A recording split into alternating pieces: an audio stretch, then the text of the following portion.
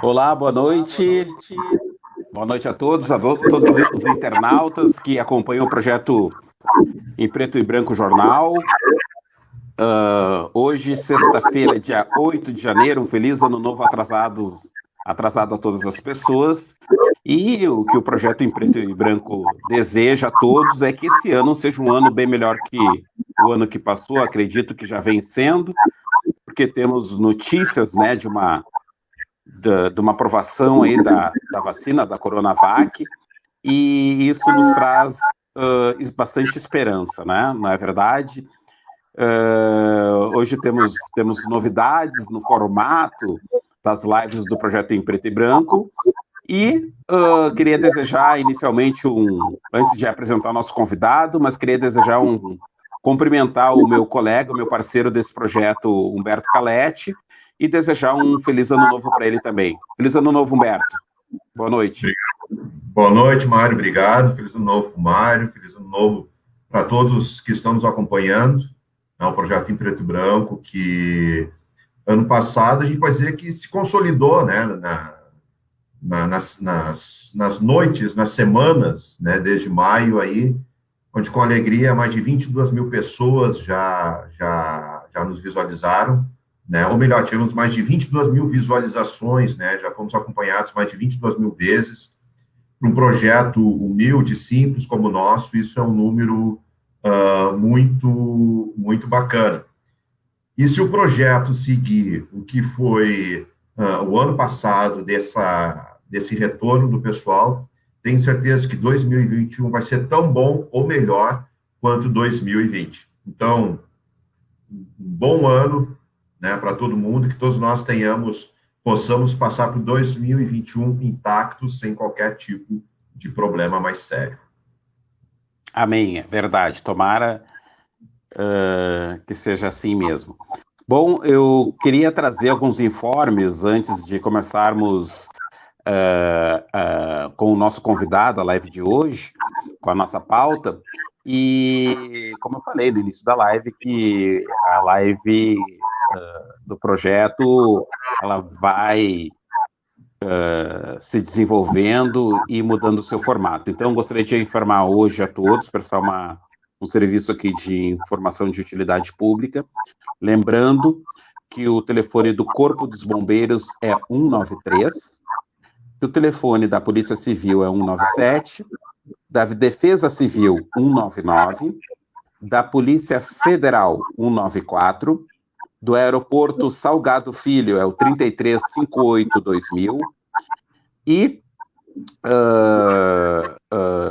dependendo da sua cidade, do seu município, enfim, da onde vocês nos acompanham, também tem outros telefones de utilidade pública que é importante você ter em mente sempre, ou pelo menos na carteira, no celular, porque esses telefones, principalmente os de emergência, né, de prestação de serviço público, não há necessidade de se ter crédito para ligar para esses telefones.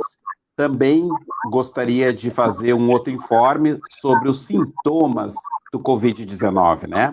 Febre, tosse, dificuldade em respirar. Então, prevenção.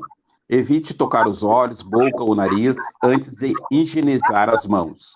Cubra a boca e o nariz ao tossir ou espirrar. Lave e higienize as mãos com água e sabão frequentemente. Não compartilhe objetos de uso pessoal.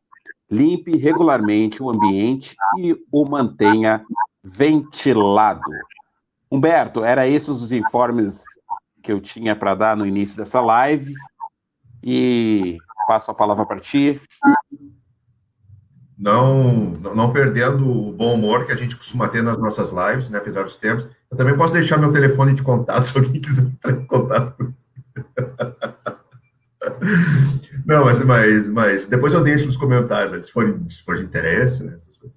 Não, mas falando sério agora, o Mário falou agora dos sintomas aí das prevenções do corona, né? Eu tô dando uma olhada aqui nos números da Covid-19 em Porto Alegre, né? O boletim da Secretaria Municipal da Saúde divulgado hoje sempre dá uma diferença de números da Secretaria Municipal da Saúde em relação a Porto Alegre, né? sempre tem uma diferença de números entre a Secretaria Municipal da Saúde e a Secretaria Estadual da Saúde. Isso porque cada um tem a sua forma de captar, né, de fazer a captação dos números de registros, né? Falaram que, há uns tempos atrás, falaram que o Estado e o município iriam unificar esse sistema, seria o mesmo sistema para ambos, mas até agora não aconteceu, então dá sempre uma divergência, né, de números entre Porto Alegre e o Estado. Então, mas de qualquer forma, tendo como base os números da Secretaria Municipal da Saúde, a gente está encerrando a semana, hoje, dia 8 de janeiro, a gente está encerrando a semana com 1.951 óbitos, né? 1.951 mortes associadas a complicações causadas pelo novo coronavírus.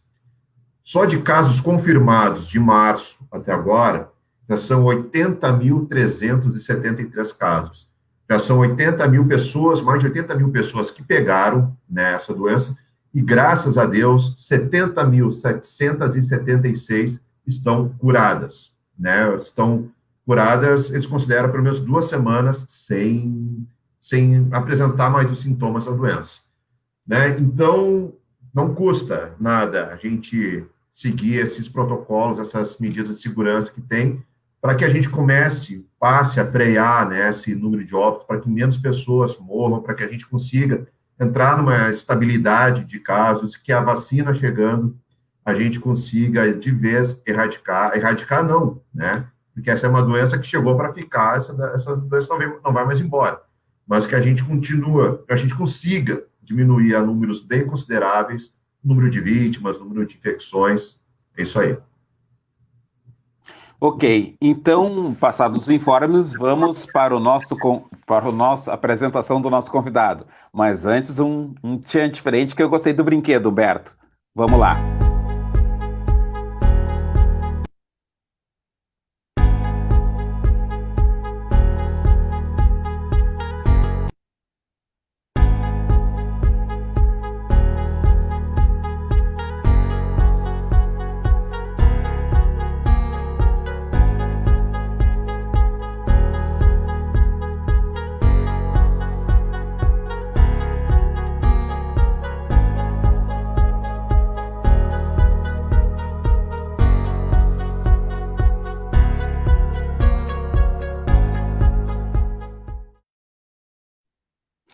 Vamos lá para a apresentação, então, do nosso convidado, Dr. Marcelo Almeida, meu querido amigo e colega, advogado, especialista em direito do consumidor, né?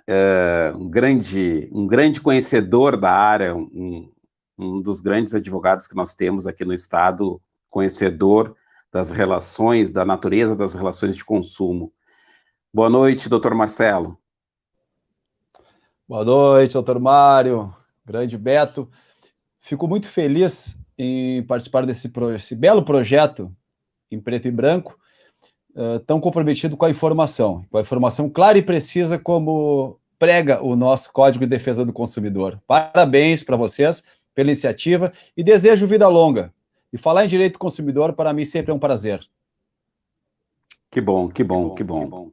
O senhor abrilhanta aqui o nosso projeto nessa noite do dia 8 de janeiro, né, em pleno recesso forense, e é muita generosidade do nobre colega, do nobre doutor, nos prestigiar com a sua presença aqui, valorizando e engrandecendo o nosso trabalho.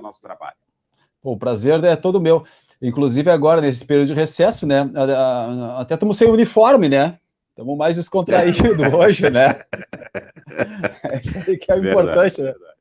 Verdade. Esse calor também que está por aí também está demais, né? É verdade. Doutor Marcelo, eu aqui hoje vou me comportar como um leigo, com perguntas bem provocativas, explorando essa fonte infinita do saber. O importante é a gente levar a informação para o nosso consumidor, muitas vezes tão lesado, né? Normalmente na relação de consumo, como é mais vulnerável, está sempre passando muita dificuldade para resolver os seus problemas, né? Doutor Marcelo, o Código de Defesa do Consumidor, se eu não me engano, é datado de 1990 a sua criação. Perfeito. 90 a criação e a vigência 91. Tá. Passou a vigência 91. Eu lhe pergunto, para a gente começar esse nosso papo, como é que se lidava com as relações de consumo antes do Código de Defesa do Consumidor? Ou seja, antes dele não existia direito do consumidor, como é que funcionava isso no Brasil? Perfeito. Não existia, todas as relações eram consideradas meras relações civis, né? Então, era tudo regido pelo Código Civil da época. Então, existia uma grande dificuldade, porque muitas vezes se via assim, é uma pequena aquisição de um produto, é alguma coisa. Não é nada importante, mas na realidade é importante. Aí viu a necessidade de ter um código para ter o amparo legal, para ter a proteção ao consumidor, ao cidadão em si, em geral. Isso começou, na realidade, isso aí veio dos Estados Unidos. Isso aí foi em 1962, 15 de março de 62, por isso que é o Dia Mundial do Consumidor, 15 de março. Quando aí tem o famoso discurso kennediano, onde John Kennedy, então presidente dos Estados Unidos, num discurso no Congresso norte-americano, ele viu a necessidade do consumidor e a abusividade que existia nas relações. Então, John Kennedy disse, consumidores somos todos nós. E a partir dali, começou o respeito ao direito do consumidor e espalhou pelo mundo. E chegou no Brasil, ainda bem que chegou no Brasil, porque hoje nós temos um código bom, um código forte, que realmente defende o consumidor. Basta ele ser aplicado. Cabe ao consumidor sempre buscar o seu direito. Não importa, às vezes é um detalhezinho apenas, não, mas tem que existir. O respeito nas relações de consumo tem que existir. Assim como o consumidor tem os seus direitos, também tem os seus deveres. E da mesma forma, o fornecedor tem seus direitos e tem seus deveres também. Então, acima de tudo, está o Código de Defesa do Consumidor. Para isso existe o código, para ser respeitado. Quando nós estamos falando de direito do consumidor, nós estamos falando do que exatamente? Na relação de consumo, na realidade, nós somos consumidores 24 horas, é o que eu sempre digo, né? Por que 24 horas? Porque a gente está sempre adquirindo um produto. Você adquiriu uma cama, você adquiriu um ar-condicionado, você adquiriu um colchão, ou seja, dormindo está numa relação de consumo, porque pode ter defeito esse produto também. Então, ou seja, vivemos diariamente 24 horas numa relação de consumo. Até mesmo quando saímos por aí, você vai comprar qualquer coisa. Você vai comprar uma bala, é uma relação de consumo, porque ali foi tributado também e você está pagando seu imposto, certo? Então você é um consumidor naquela relação. E tem outra questão que eu sempre gosto de frisar também, aquela velha questão que tinha antigamente, que você ia comprar algum produto e o troco era pequeno, insignificante, do ponto de vista de quem dá o troco, aí dava uma balinha de troco.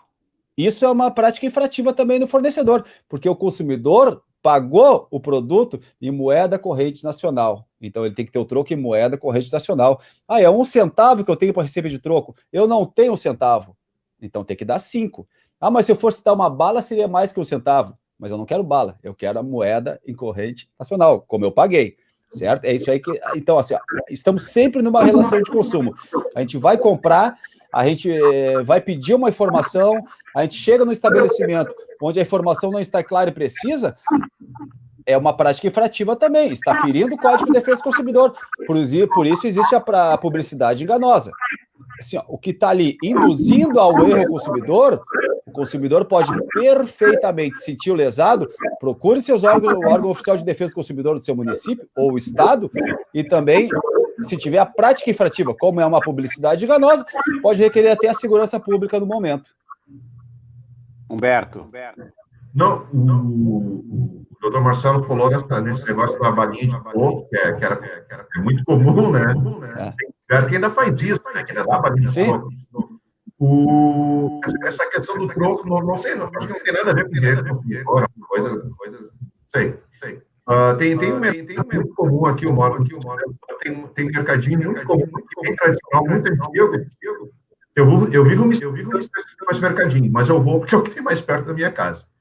E esses tempos eu fui fazer uma compra e eles me deram um troco com uma nota de R$ 2 com fita durex, né? Remendado com fita durex. Eu peguei, acostumado a pegar, peguei. Aí, no mesmo dia, mais tarde, eu voltei ali para buscar outra coisa, eu fui pagar e eles não quiseram aceitar, porque a nota tava rasgada, né? Eles disseram, não, a gente não aceita esse dinheiro. Eu falei, porque eu peguei aqui, né? Eles disseram, não, a gente não aceita, não sei o quê, sabe? Para não falar mais nada, para não sair de lá bufando, peguei, dei outra nota, saí, depois passei em outro mercado aceitou. Mas eu quero saber, não sei, obviamente isso aí não entra em direito do consumidor, mas certamente é uma coisa que muitas pessoas passam por isso. Essa questão de cédula rasgada, de cédula com remendo de durex, a gente pode pegar essas notas, a gente pode repassar essas notas, qual é a regra que existe para isso? Perfeito. Isso aí é muito comum, né? As pessoas acabam aceitando isso, mas é assim, ó, fica bem claro uma coisa, Beto, assim, ó, ninguém é obrigado a aceitar, porque essa nota, ela não tem mais a validade porque ela vai sair de circulação, certo? Se você chegar num banco para depositar, eles não vão aceitar. Ainda mais agora, no caixa eletrônico ali, quando você faz o depósito em dinheiro, já não vai passar, obviamente, ali. Ou seja, tu agiu de bom senso, tu aceitou a nota. Agora, no mesmo estabelecimento lá, não aceitaram, né? Tu poderia ter argumentado, mas foi aqui que me entregaram, certo? Mas assim, ó, não é interessante aceitar esta nota. Por quê? Porque você vai receber ali, você vai tentar passar em outro lugar e não vai adiantar, certo? É uma nota que vai sair de circulação, ela não tem mais a validade, assim. Ela não vai mais circular no mercado. Ela vai circular por aí, entendeu? Vai no mercado, vai no outro, vai passando, essas questões. Agora, não é obrigado a aceitar. Olha, tá com durex? Não, desculpa, eu não aceito. Eu quero receber uma nota que esteja em perfeitas condições, né? Esse que é o cuidado que tem que ter. Agora, se aceitou é questão de bom senso, né? Mas todo mundo tem o direito de não aceitar. Corre o risco, como aconteceu contigo. Deu entregar no estabelecimento, não aceitaram. Passou no outro, aceitaram depois. Sim, então assim, ó, não é obrigado a aceitar. Tá com durex? Não quero. Perfeito. Não, mas aí passa a ser uma relação de consumo também, porque é em função de um troco que você está recebendo. Você está recebendo um troco, você está numa relação de consumo ali. Então a infração já existe neste momento também. É direito do consumidor, sim. Doutor Marcelo, quando eu estava definindo a pauta dessa live com o Humberto e mencionei sobre o convite que seria feito ao senhor, o Humberto, eu argumentei com o Humberto o seguinte, não, Humberto, vamos aproveitar que é início de ano e ocorrem como ocorreu agora no mês passado, as compras de Natal.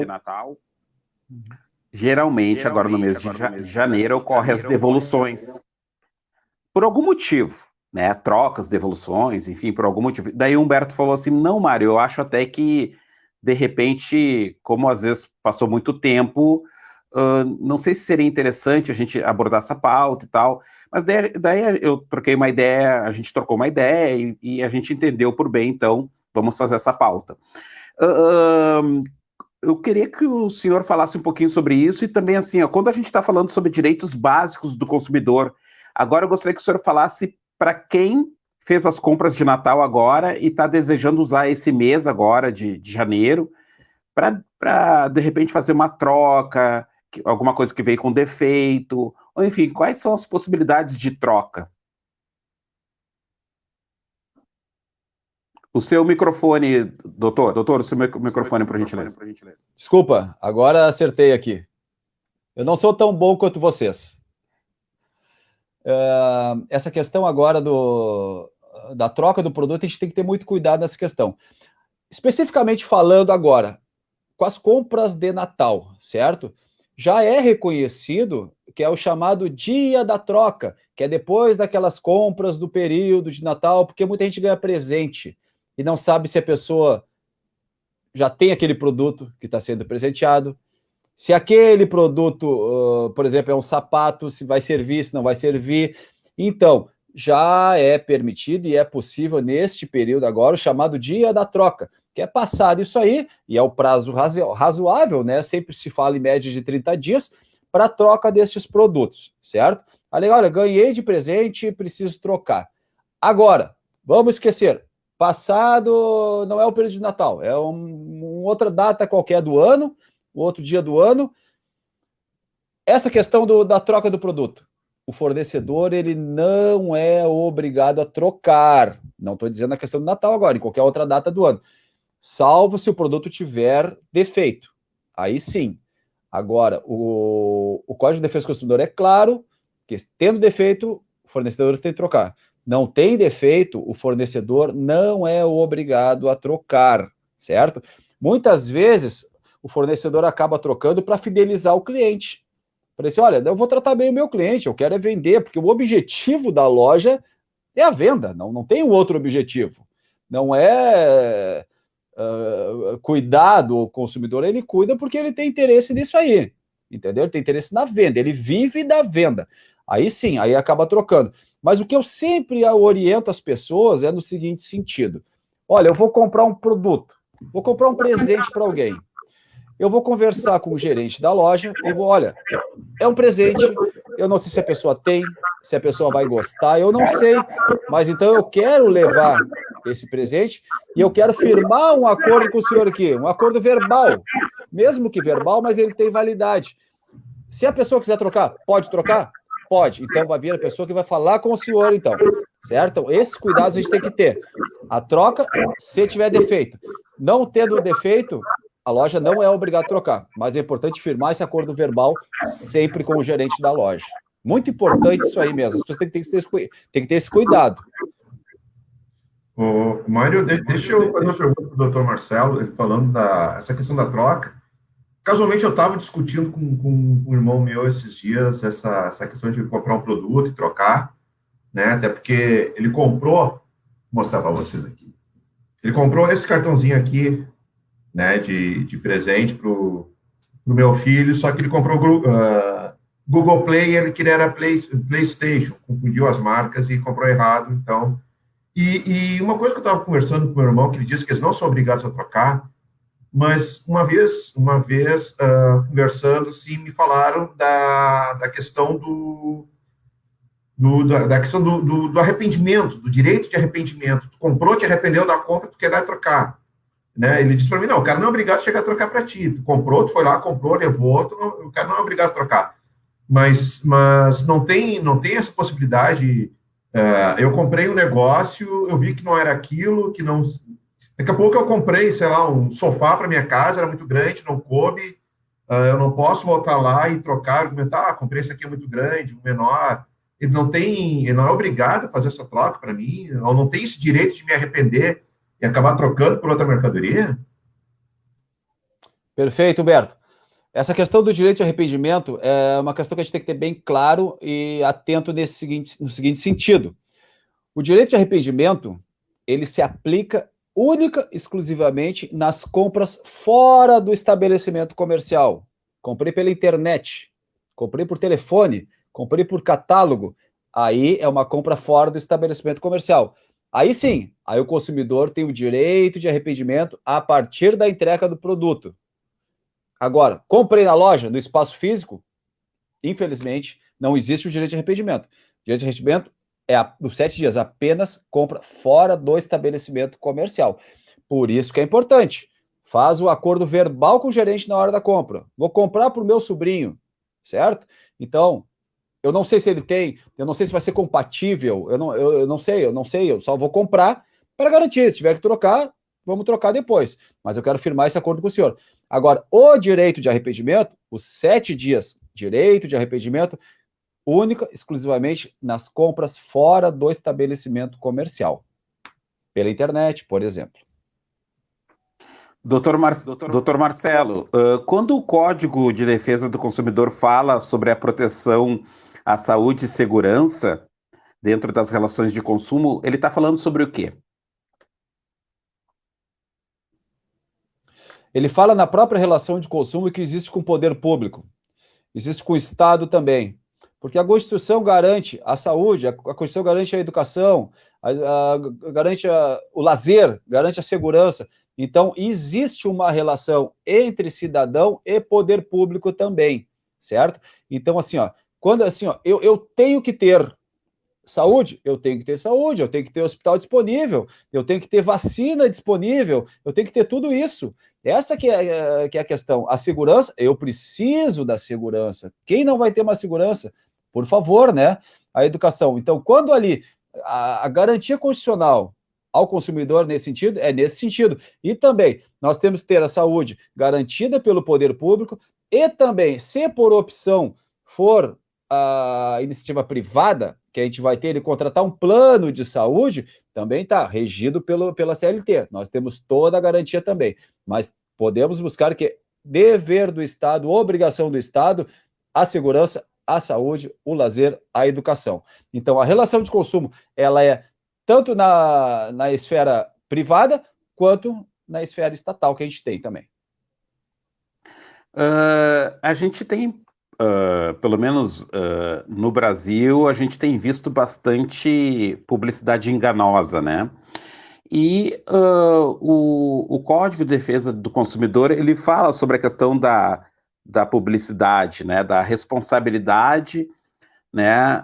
Sobre a questão da publicidade do produto ou serviço. O senhor poderia nos dar um exemplo disso e, se lhe vier à memória, algum caso que o senhor se lembre, assim, que teve uma certa repercussão, só para ilustrar o que o senhor for falar? Perfeito. Essa questão da publicidade enganosa, em princípio, assim, ó, até para iniciar, para começo de conversa, a publicidade enganosa ela é tipificada como crime do Código de Defesa do Consumidor, certo? Ou seja, assim, ó, existe a prática da publicidade enganosa, está incorrendo em crime. Essa é a questão, o estabelecimento está incorrendo em crime.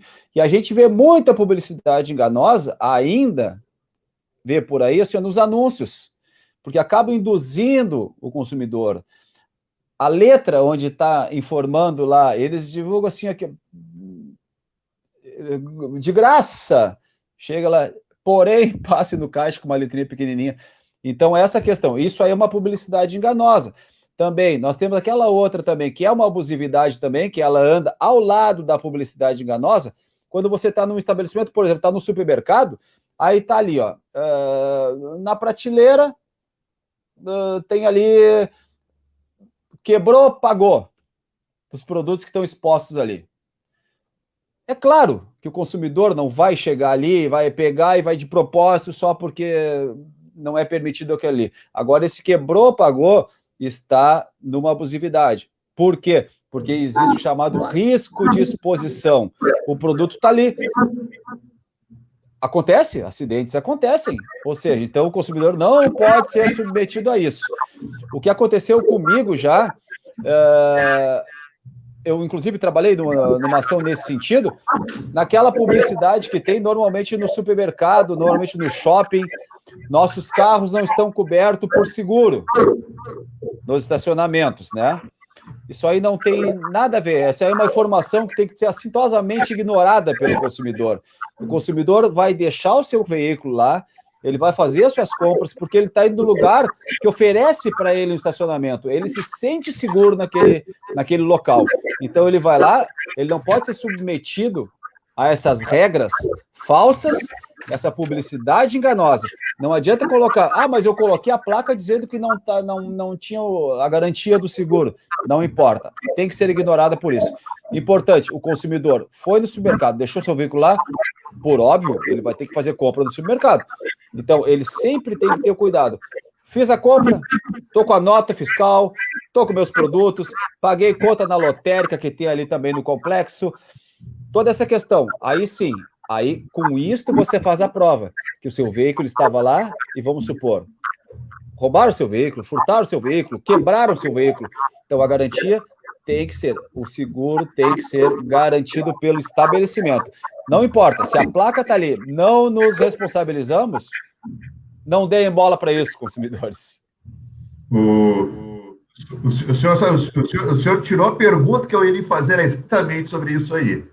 Tá? Porque eu sou jornalista por formação, mas sou apaixonado por direito do consumidor, sabe? Quando eu trabalhei no jornal aqui, num diário aqui da Grande Porto Alegre, era a pauta que uma das pautas que eu mais gostava de fazer era a respeito do direito do consumidor.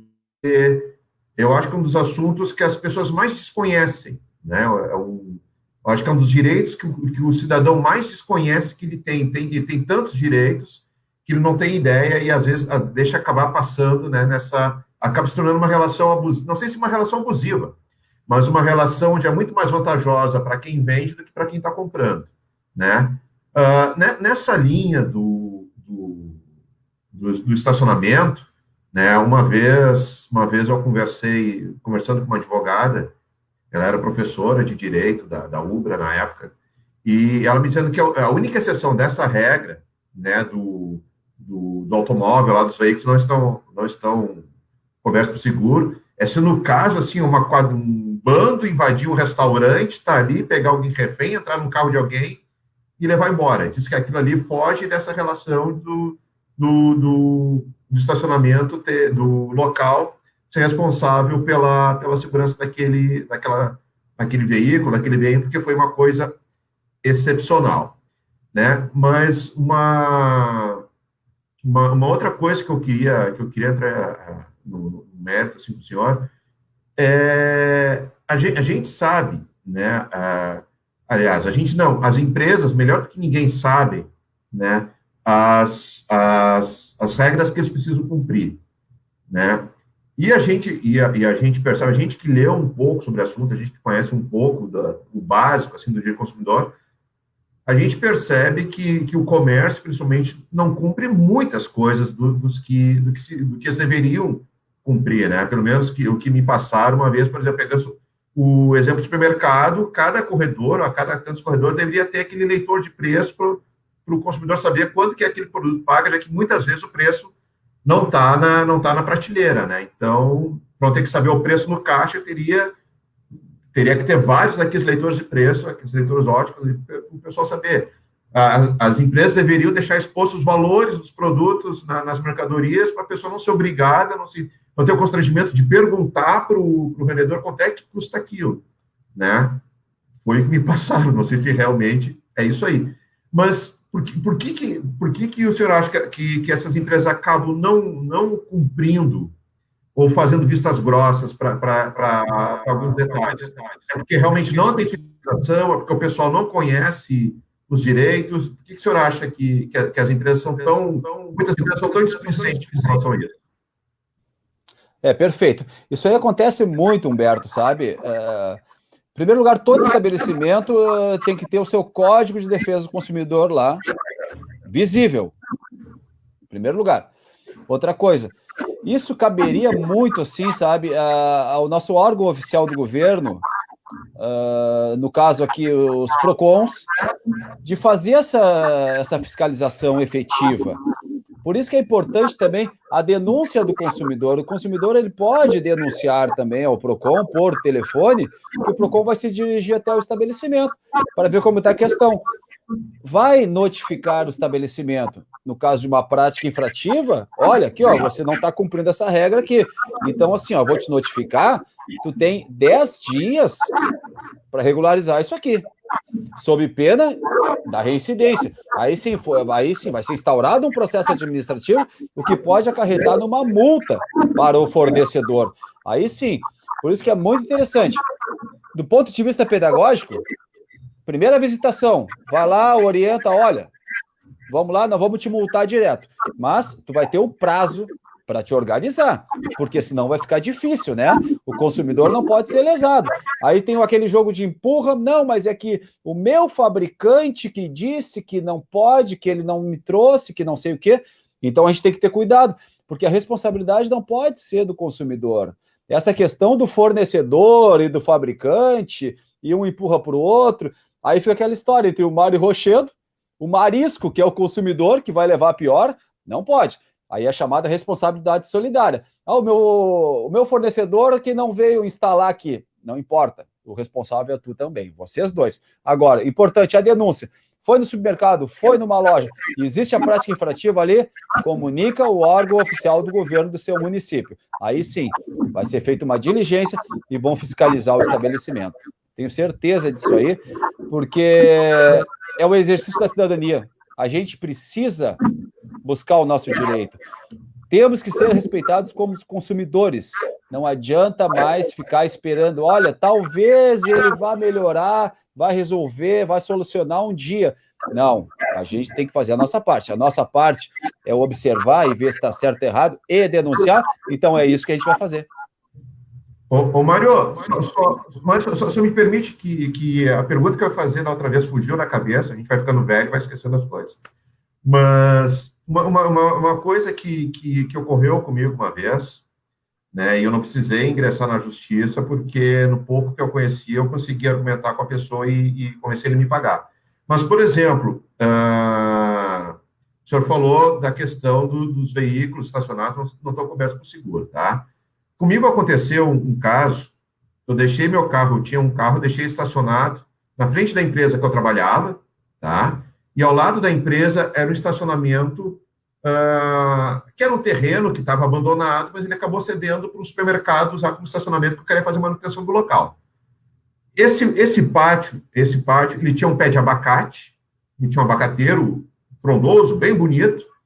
O abacate caiu, estourou o vidro do meu carro, estourou o para-brisa do meu carro, né? Eu descobri o telefone do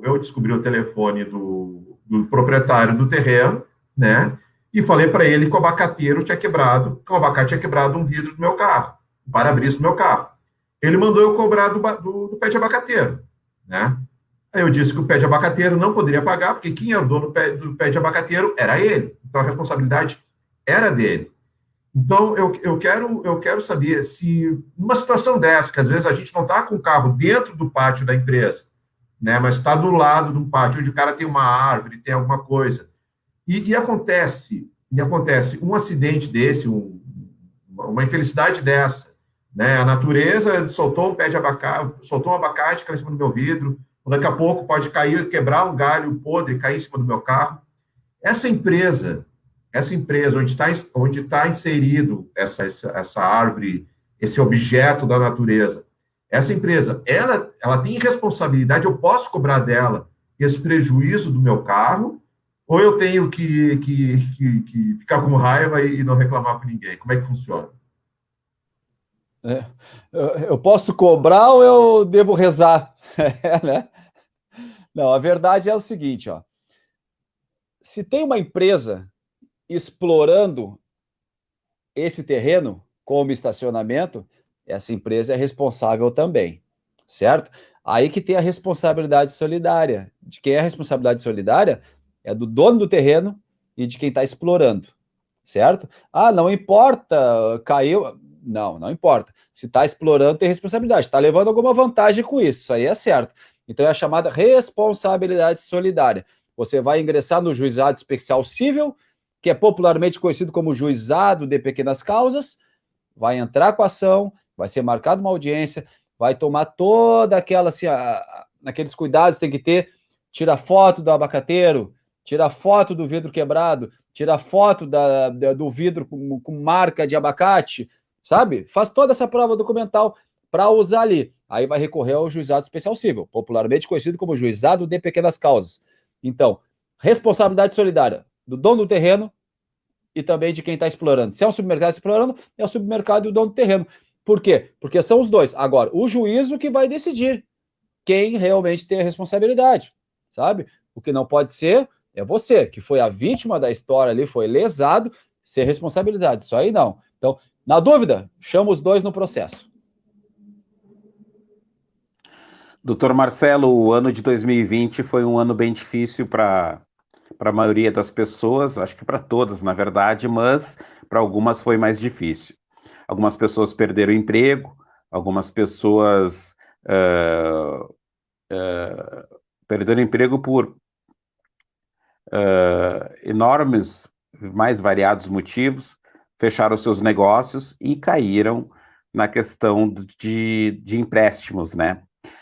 Eu gostaria que o senhor falasse um pouquinho sobre a questão da concessão de crédito, né, que é falado no Código de Defesa do Consumidor, né?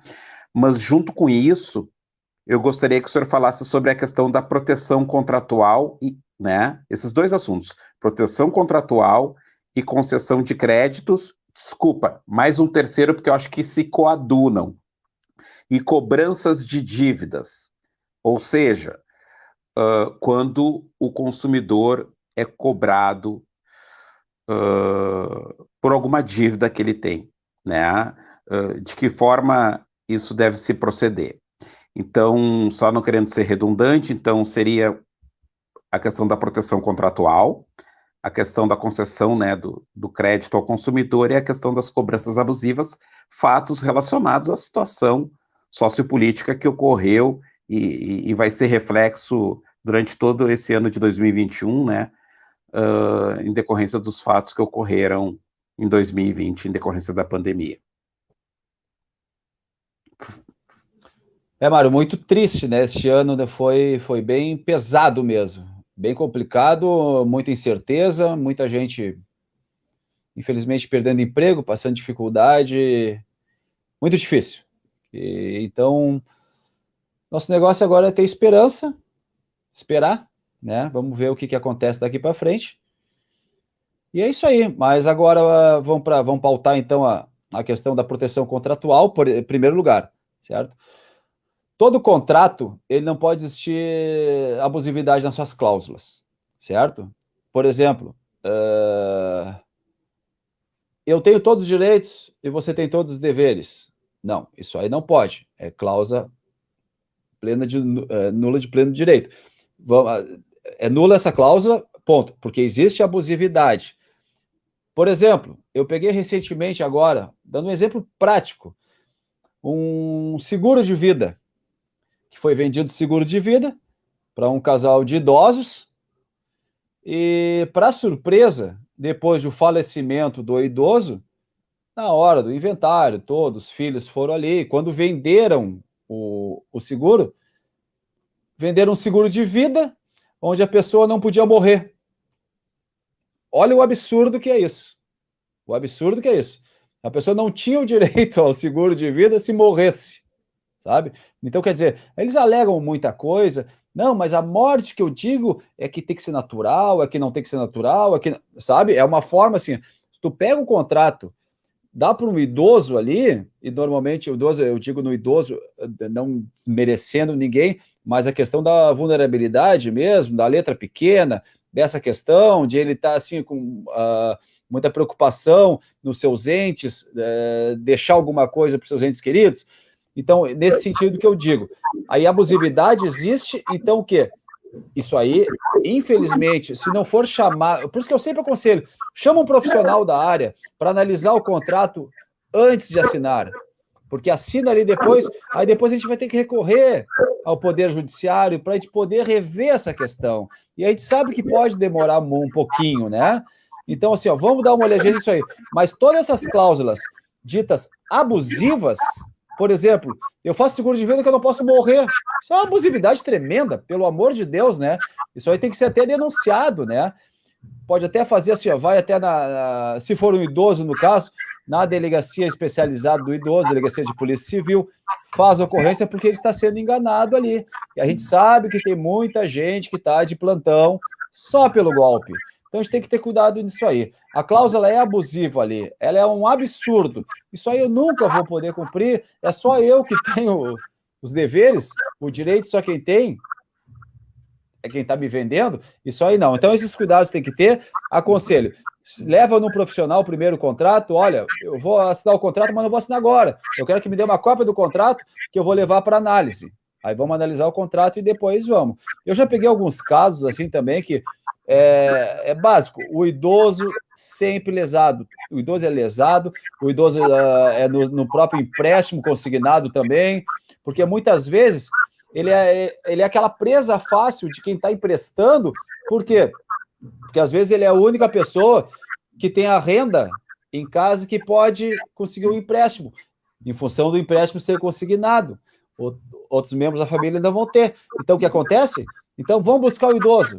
Aí vamos lá, vamos assim, ó, aí vai lá, endividando o idoso, endividando o idoso, endividando o idoso. Muitas vezes, tem muita gente que tem 10 empréstimo consignado.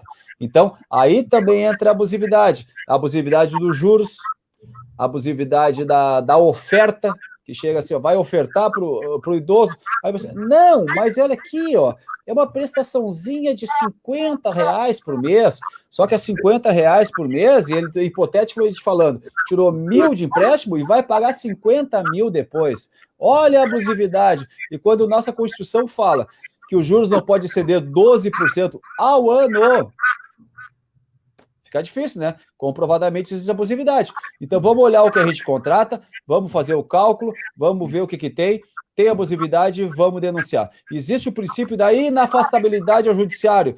Todo cidadão lesado ou que se sentir como tem direito a ingressar em juízo para ver as questões de abusividade.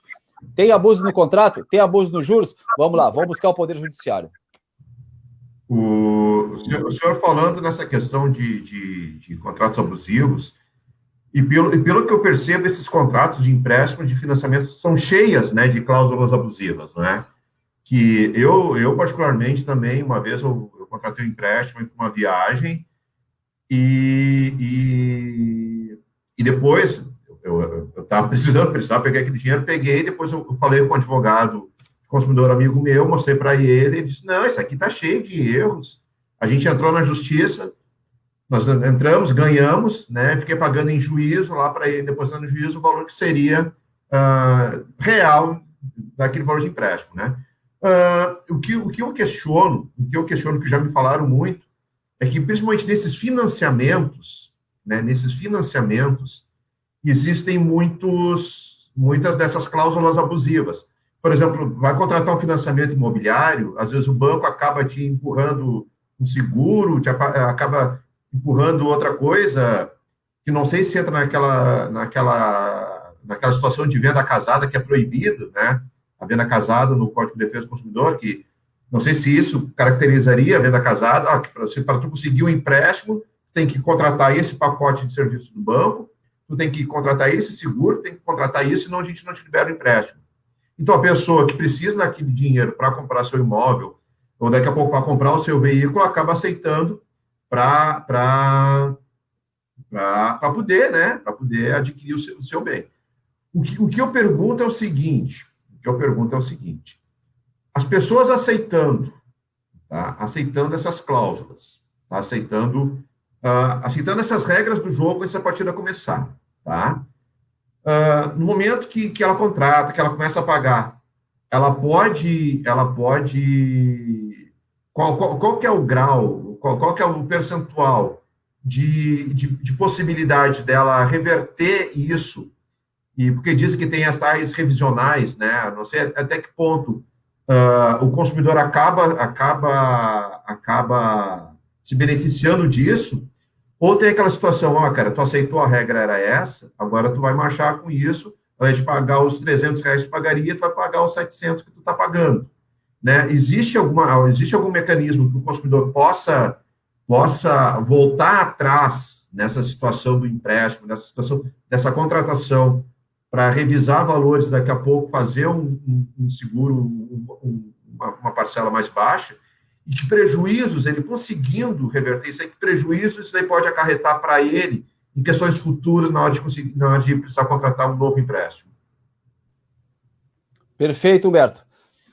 A questão da venda casada, a qualquer momento, o consumidor pode anular o que ele contratou ali. Por quê?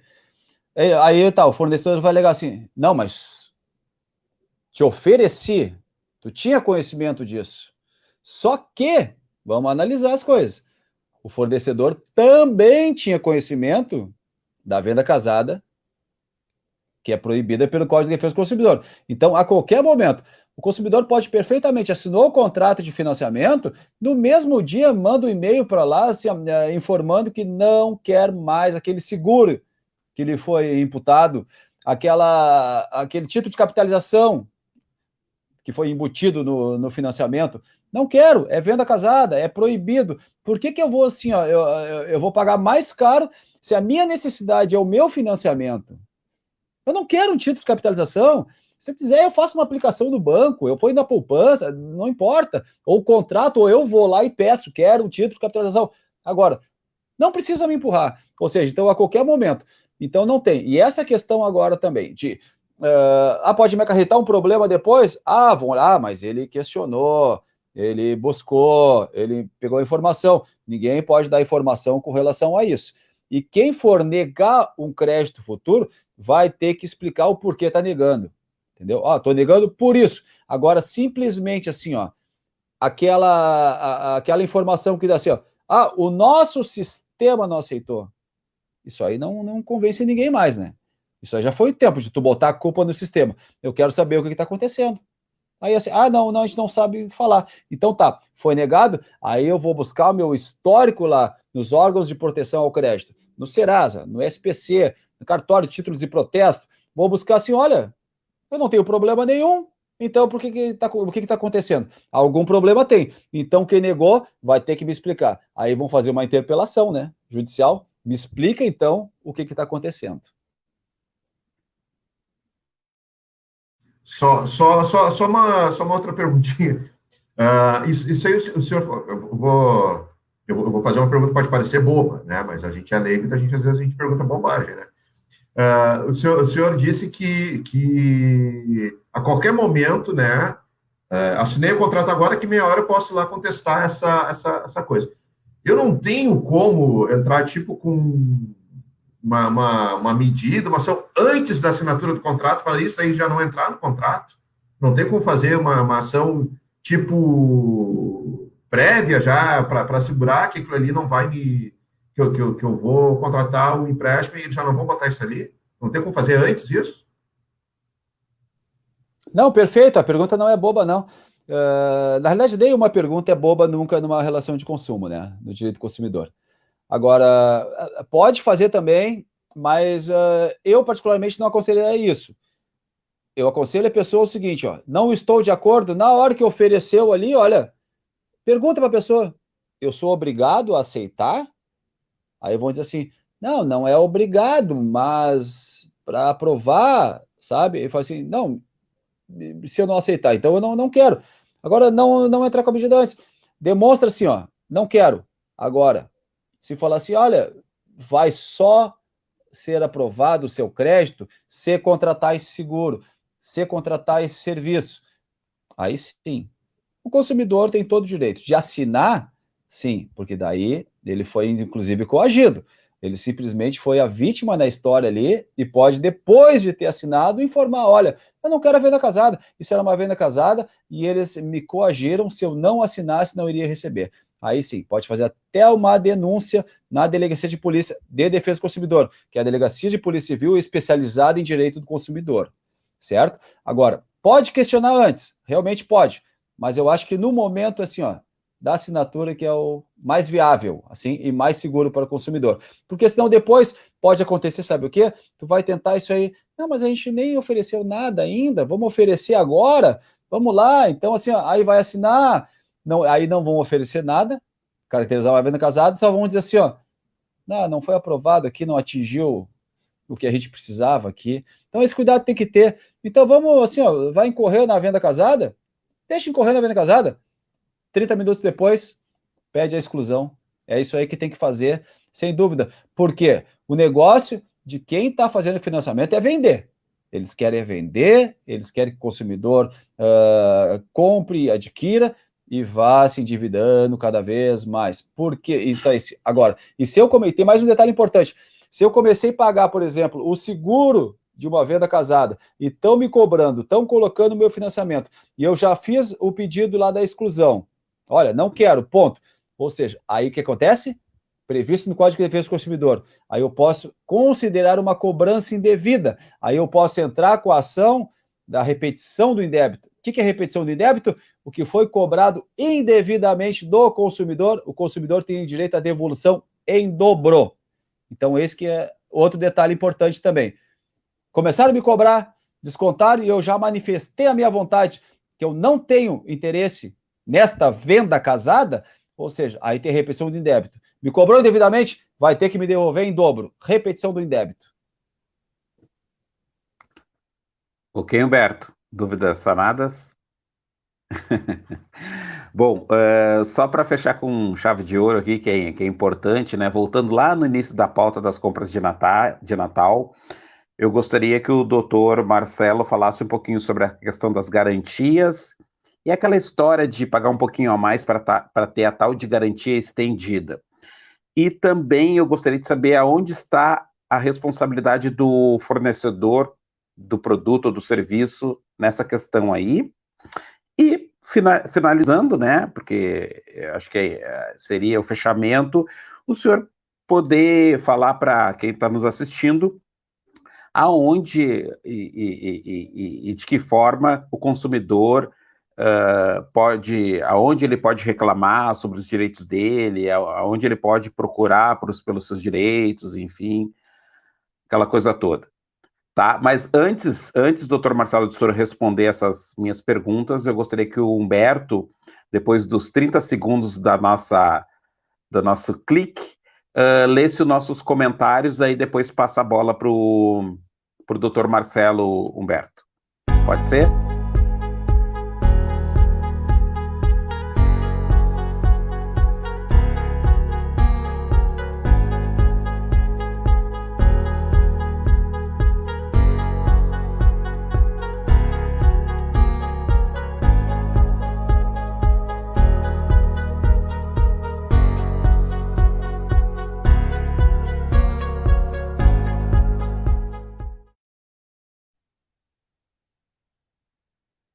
Contigo, Humberto. Pô, cortou antes, eu estava coçando o nariz aqui, pegou no flagra aqui. Lembrando que as empresas que desejarem patrocinar têm 30 segundos disponível para botar a sua marca ali nesses intervalos comerciais das lives do projeto Em Preto e Branco.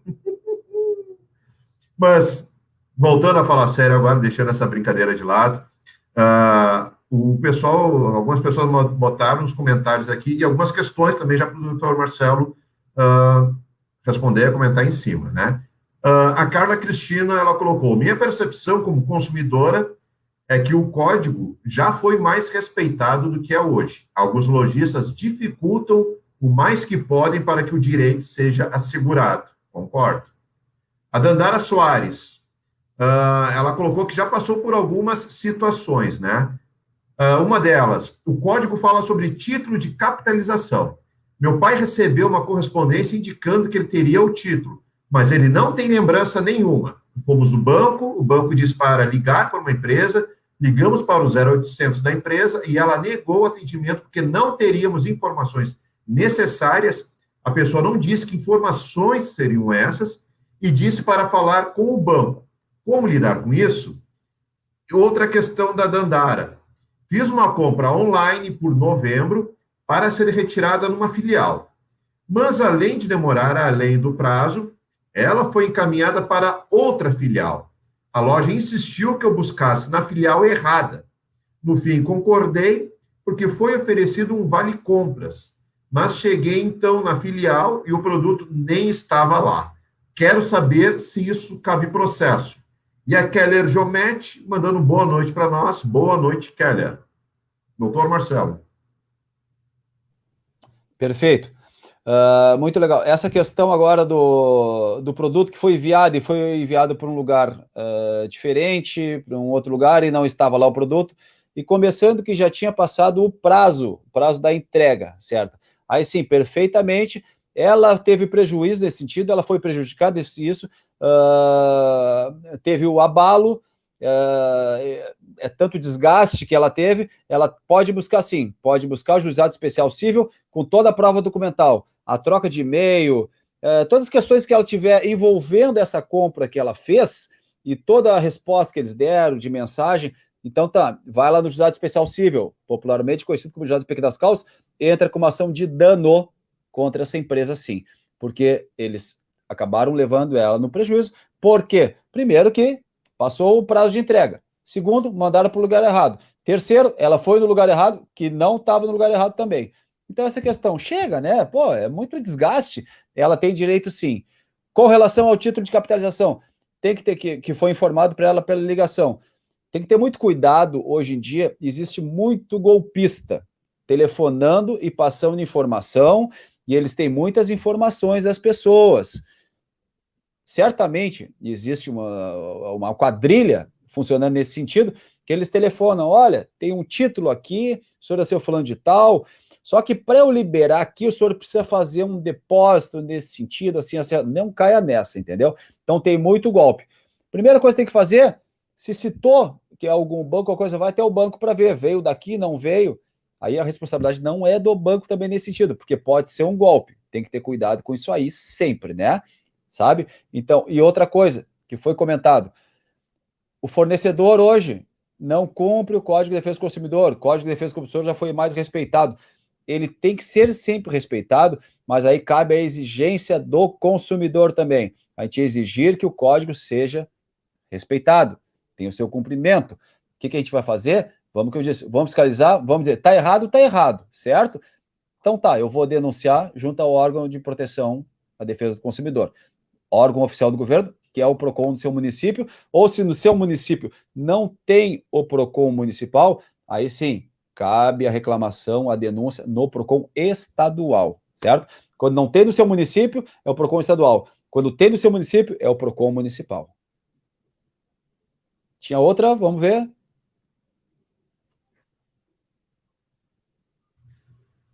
Garantias. As garantias. Vamos lá, muito bem. Muito bem. Olha só, a garantia dos produtos. Eu comprei um produto, certo? Ele veio com defeito. Vamos falar sobre assim, ó, trabalhar no princípio agora do produto com defeito. Eu comprei um aparelho, ele veio com defeito. O que acontece? Eu preciso levar na assistência técnica, esse produto que está com defeito. Leva na assistência técnica, muito importante. Olha, depositei lá o equipamento na assistência técnica. Pega a chamada ordem de serviço. Por que a ordem de serviço? Porque a ordem de serviço vai ser a data que entrou o produto na assistência técnica, e aí sim, qual é a previsão que dá o Código? O Código de Defesa do Consumidor, ele dá que o fornecedor, por meio da assistência técnica, tem 30 dias para solucionar o problema. Não solucionado o problema nos 30 dias, o consumidor tem o direito à troca do produto ou à devolução do valor pago corrigido monetariamente. Agora, muito importante, levar na assistência técnica autorizada e pega a ordem de serviço. Agora, vamos falar na questão da garantia legal. Eu comprei um aparelho celular, certo? Vamos dar um exemplo agora da previsão, que é um produto durável. E o produto durável, o Código de Defesa do Consumidor, ele dá 90 dias, que é a chamada garantia legal, certo? 90 dias daquele produto, que isso aí é determinado pelo Código de Defesa do Consumidor. E o fabricante está ali, no certificado de garantia, me dando 1 ano de garantia. 1 ano. Ou seja, eu tenho a garantia contratual, que o fabricante deu, e eu tenho a garantia legal também. Ou seja, então não é apenas 1 ano que eu tenho. Eu tenho 1 ano mais 90 dias. É o que o fabricante me deu e o que o Código de Defesa do Consumidor me dá. 1 ano mais 90 dias. Se for um produto não durável, por exemplo, um cosmético, essas questões, aí é um produto não durável. Aí a garantia é de 30 dias. Vale a mesma regra. O fabricante me deu 6 meses de garantia. Então, eu tenho 6 meses mais 30 dias da garantia do Código de Defesa do Consumidor para o produto não durável. Agora, importante, eu sempre friso isso. Levou na assistência técnica que ela seja autorizada, sob pena de perder a garantia do produto. E outra coisa, tá com defeito o produto, não abre em casa para tentar consertar, que daí você vai perder a garantia. Leva na assistência técnica autorizada. Deixa lá, pega a ordem de serviço e, muito importante, comprou o produto, o estabelecimento que está vendendo, ele tem obrigação de entregar nota fiscal. Ah, não temos nota fiscal? Então não pode comercializar, não pode operar no mercado. Nota fiscal muito importante, é a prova documental. Então, para assistência técnica, nota fiscal e ordem de serviço. A partir daí, conta o prazo de 30 dias para a solução do problema. Uma coisa que eu quero conversar com o senhor a respeito disso, eu tive um problema com isso. Eu comprei há 11 anos atrás, pouco antes do meu filho nascer, eu comprei um notebook nas lojas Colombo, né, o notebook da HP nas lojas Colombo. Era um produto muito bom para para quem trabalha com comunicação, que eu precisava trabalhar com vários, era um notebook top. Foi uma dor de cabeça gigantesca, o notebook começou a dar problema, eu contratei a garantia estendida, tá? Só que naquela época, o notebook foi dar problema uma semana depois que acabou a garantia da loja, né? Que acabou a garantia da coisa. Só que naquela época, a HP, ela não tinha nenhuma assistência técnica autorizada no Rio Grande do Sul. Tá? Meu notebook foi para São Paulo. Nunca voltou bom, voltou sempre dando pau. Um dia voltou com tecla invertida, outro dia voltou que o monitor não funcionava e o problema era no monitor. Então, a questão que eu aprendi na época, que o senhor falou, que eles têm 30 dias para resolver, né, que eu queria que o senhor falasse um pouco mais sobre isso, é que esses 30 dias não quer dizer que sejam 30 dias corridos, né? Se dentro daquele prazo que eles arrumaram, mandar para lá e passar de 30 dias de conserto, eles têm que ressarcir, né? Eu, inclusive, eu ingressei na justiça contra a seguradora do notebook para eu conseguir reaver o valor corrigido, inclusive com dano moral, dano emocional, outros danos lá, tudo. O que eu lhe pergunto é o seguinte, esses 30 dias, tá? Esses 30 dias, no caso de precisar mandar para fora do estado, tá? Quando não tem garantia no estado, esses 30 dias começam a contar quando? Da data da postagem ou da data que ele chegou lá na empresa, né? Porque às vezes, mandando hoje, não vai chegar amanhã em São Paulo, vai chegar daqui uns 2, 3 dias, né? E outra coisa, e passados esses 30 dias, tá? Eu contratei a garantia passados esses 30 dias. Eu aciono só, no caso, eu acionei só a seguradora, mas eu quero saber, eu posso acionar a loja também como que o senhor falou aquela hora lá da responsabilidade, né? De dividirem responsabilidades, ou no caso, depois que entrou no prazo da estendida, a responsabilidade é única e exclusivamente desse que te vendeu a garantia estendida. Perfeito. Humberto, assim, ó, passou uma semana, tem aqueles 90 dias que eu disse, né? Da garantia legal. Também tem assim, ó, é a do fabricante e a garantia legal também. Não vamos assim por partes agora. Primeiro, deu problema agora aqui no meu computador, certo? Mas aqui a gente não tem assistência técnica, é só em São Paulo. Ou só nos Estados Unidos. Bom, eu tô te entregando, amanhã eu vou dar assistência técnica, ou no fornecedor. Eu tô te entregando agora. Tá aqui o produto. Vai levar 50 dias para chegar lá. Problema teu, eu preciso dele em 30 dias. Entendeu? É no momento que você depositou ali, que você entregou. Por quê? Mas eu não tenho assistência técnica no Rio Grande do Sul. Então não opera no Rio Grande do Sul. Se tu não pode ser responsável pelos teus atos, então não opera no Rio Grande do Sul. Vai operar em outro lugar, então. Vai operar onde tem assistência técnica. Sabe? Então, assim, então não tem. É o princípio da vulnerabilidade. O consumidor é a parte mais, comprovadamente, a parte mais fraca na relação. Certo? Então, é o seguinte, se vai levar 3 meses para receber, o problema é deles. É 30 dias que eu preciso. Por que é importante a ordem de serviço? Várias ordens de serviço. Peguei a primeira ordem de serviço. Voltou o produto. Me devolve a ordem de serviço. Não devolvo nada. Posso te dar uma cópia, mas devolver não. Guarda a primeira ordem de serviço. 2 dias depois, deu problema. Vai de novo. Outra ordem de serviço. E vai juntando. Daqui a pouco fechou os 30 dias ali. Não precisa ser 30 dias corridos. Como você mesmo falou, né? Não precisa ser 30 dias corridos. Vai juntando a ordem de serviço. Por isso que é muito importante. Ordem de serviço, que daí você vai somar os dias que ficou na assistência técnica, certo? Importante, 30 dias, não interessa, é no dia que eu entreguei. Aí, o que aconteceu no seu caso? Por exemplo, estava na garantia, acionou a seguradora. Tu pode acionar todo mundo, porque tu não sabe quem acionar. Tu tem que acionar a loja, que é a tua relação direta, tu pode acionar a seguradora, que ganhou com o seguro que te vendeu, e também o fabricante que botou no mercado. Aí que eu falei, a chamada responsabilidade solidária. Chama todo mundo, o juízo que vai decidir, quem vai ter que te indenizar.